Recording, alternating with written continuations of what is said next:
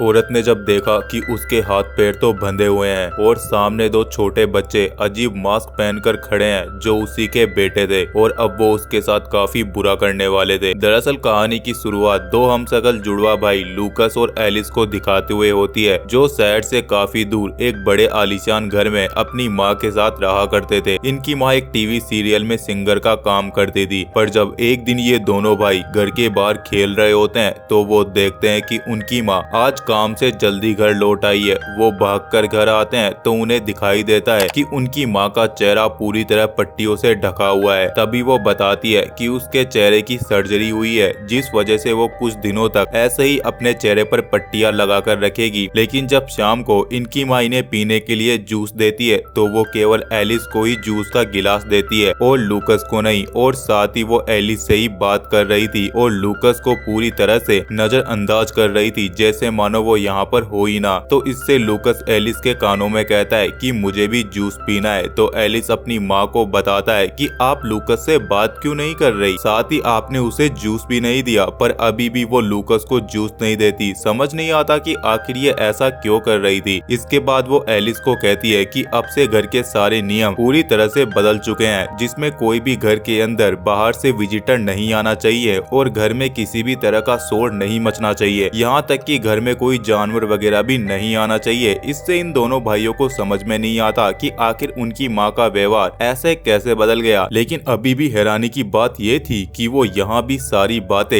Alice से ही करती है और लूकस को पूरी तरह नजरअंदाज रखती है, जिस पर लूकस नाराज होकर एलिस को बताता है कि शायद उनकी माँ उससे नफरत करने लगी है, क्योंकि उसकी माँ केवल उसी से बात कर रही है और मुझको जरा सा भी प्यार नहीं कर रही। लेकिन तभी एलिस बताता है कि शायद उनकी सर्जरी के कारण उनको ऐसा करना पड़ रहा होगा। अब इसके बाद जब लूकस और एलिस एक दिन घर के बाहर खेल रहे होते हैं तो उनका ध्यान एक बिल्ली पर जाता है जो बाहर ठंड में घूम रही थी। तो वो उसको अपने घर में ले आते हैं। वो जानते थे कि उनकी माँ को घर में जानवर पालना बिल्कुल भी पसंद नहीं है, लेकिन वो फिर भी चोरी छुपे उसे अपने घर में लाकर बेड के नीचे छिपा देते हैं। पर तभी इसकी आवाज इनकी माँ सुन लेती है, जो अपने कमरे में बिना पट्टियों के अंधेरे में बैठी हुई थी। वो तुरंत अपने चेहरे पर वापस पट्टियां लगाने लगती है, जो दिखने में काफी अजीब लग रहा था। फिर वो जल्दी से अपने बच्चों के कमरे में आती है और कमरे में आते ही वो यहाँ पर एलिस से पूछती है कि कमरे में तुमने किसको छुपा रखा है। लेकिन एलिस कुछ नहीं कहता। तो वो कमरे की छानबीन करना शुरू कर देती है और इसी दौरान उसे लूकस के बेड में एक लाइटर मिलता है, जिससे इसकी माँ काफी गुस्सा हो जाती है। पर वो इसका सवाल लूकस से ना पूछकर एलिस से ही पूछती है कि ये लाइटर तुम्हारे यहाँ पर क्या कर रहा है। तो एलिस बताता है कि उसने बुक्स वगैरह को जलाने के लिए ये लाइटर अपने पास रख रखा है। लेकिन इसकी माँ उस पर विश्वास नहीं करती और उसके 2-3 चांटे मार देती है और इससे एलिस काफी दुखी हो जाता है। पर लूकस उसके पास बैठकर एलिस को समझाता है कि शायद ये उनकी माँ नहीं है, बल्कि ये कोई और ही है, क्योंकि अगर ये उनकी माँ होती तो वो उनके साथ ऐसा बुरा व्यवहार बिल्कुल भी नहीं करती। पर एलिस को लूकस की बातों पर विश्वास नहीं होता। लेकिन तभी अचानक से एलिस चोरी छुपे अपनी माँ को देखता है, तो वो मिरर में अपने चेहरे को देखकर काफी अजीब रिएक्ट कर रही होती है। इससे एलिस को थोड़ा शक होता है और वो वापस आकर लूकस से बातें करने लगता है। पर तभी शाम को इन दोनों भाइयों का ध्यान जाता है कि इनकी माँ अपने सारे कपड़े उतार कर अजीब तरीके से जंगल में जा रही है। तो ये दोनों उसका पीछा करने लगते हैं। पर जैसे ही वो जंगल में पहुँचती है तो इनका ध्यान जाता है कि उनकी माँ का चेहरा अजीब तरीके से घूम रहा है। वो काफी डर जाते हैं और अचानक से इनकी आँख खुल जाती है। दरअसल ये दोनों भाई एक सपना देख रहे थे, लेकिन इन दोनों भाइयों के सपने एक जैसे कैसे थे वो आपको बाद में पता लगेगा। अब इसके बाद अगले दिन लूकस और एलिस देखते हैं कि उनकी बिल्ली को किसी ने मार दिया है, क्योंकि वो जमीन पर मरी हुई पड़ी थी। इससे वो दोनों काफी दुखी हो जाते हैं और उन्हें लगता है कि ये काम शायद उनकी माँ ने ही किया है। तो वो अपनी माँ को परेशान करने के खातिर उस बिल्ली को पानी से भरे फिश पॉट के अंदर रख देते हैं और इसे देखकर उनकी माँ काफी गुस्सा हो जाती है और एलिस को डांटना शुरू कर देती है। लेकिन इससे एलिस कुछ नहीं कहता और अपनी मस्ती में ही मस्त रहता है। लेकिन जब एलिस रात को बाथरूम में ब्रश कर रहा होता है तभी उसका ध्यान दीवार पर जाता है, जहाँ पर एक बड़ा कॉकरोच चल रहा था। तो एलिस उसको पकड़कर अपने पास रख लेता है और रात में जब उसकी माँ सो रही होती है तो वो चुपचाप जाकर उसके मुंह के अंदर उस कॉकरोच को डाल देता है। लेकिन उसके होश तो तब उड़ जाते हैं जब वो कॉकरोच पूरा उसकी माँ के मुंह में भी चला जाता है और वो वहाँ पर कुछ भी रिएक्ट नहीं करती। इसके बाद एलिस और लूकस मिलकर पूरे घर की छानबीन करना शुरू कर देते हैं। तभी उन्हें वहाँ पर एक डायरी मिलती है जिसमें एक ऐसी तस्वीर थी जिससे इन दोनों के होश उड़ जाते हैं, क्योंकि उस तस्वीर के अंदर इनकी माँ के साथ एक और औरत थी जो हूबहू इनकी माँ की तरह लग रही थी। तो लूकस एलिस को बताता है कि शायद ये औरत उनकी माँ नहीं बल्कि वही फोटो वाली औरत है जो शायद उनकी माँ को मारकर यहाँ पर उनकी जायदाद हड़पने आई है। इससे एलिस को भी लूकस की बातों पर विश्वास हो जाता है। लेकिन तभी अगले दिन ये दोनों देखते हैं कि इनकी माँ ने अपने चेहरे से सारी पट्टियां उतार दी है और वो दिखने में भी काफी सही लग रही है। वो वापस एलिस के पास आती है और उससे बड़े ही प्यार से बात करने लगती है, साथ ही अपने व्यवहार के लिए भी उससे माफी मांगती है, जिससे एलिस काफी खुश हो जाता है। पर तभी लूकस उसे बताता है कि तुम्हें इनकी बातों पर जरा भी विश्वास नहीं करना, कि ये शायद ऐसा करके तुमको अपने ऊपर विश्वास दिला रही है। जिसके बाद ये दोनों घर छोड़कर भागते हुए शहर में एक चर्च के पास पहुंच जाते हैं, जहां पर वो एक पादरी को अपनी बात बताते हैं कि उनकी माँ उनके साथ काफी ज्यादा बुरा व्यवहार करती है और शायद उन्हें लग रहा है कि वो शायद उनकी माँ नहीं है बल्कि कोई और ही है। लेकिन पादरी उनकी बात को नहीं मानता और कहता है कि आजकल के बच्चे अपनी माँ बाप की थोड़ी सी ही डांट पर उनको भला बुरा कहना शुरू कर देते हैं। इसके बाद पादरी उनको अपनी गाड़ी में लेकर उनके घर तक छोड़ देता है और उस औरत से पूछता है कि ऐसा क्या हुआ है जिससे कि ये बच्चे काफी परेशान है। तो भी वो औरत उसे बताती है कि कुछ दिनों पहले उसका एक एक्सीडेंट हो गया था और इसी वजह से शायद उसके बच्चे सदमे में हैं और साथ ही उसका पति भी उसे छोड़कर चला गया, जिससे वो काफी परेशान रहती है और अपने बच्चों पर ध्यान भी नहीं दे पाती। इसके बाद रात के समय ये औरत दवाई लेकर सो जाती है, लेकिन वो काफी दुखी थी कि उसके बच्चे अब उससे प्यार नहीं करते। पर जब सुबह इस औरत की आंख खुलती है तो वो अपने सामने दो गोब्लिन मास्क पहने बच्चों को देखती है जो उसी के बच्चे थे और उन्होंने उसको बेड पर पूरी तरीके से बांध रखा था।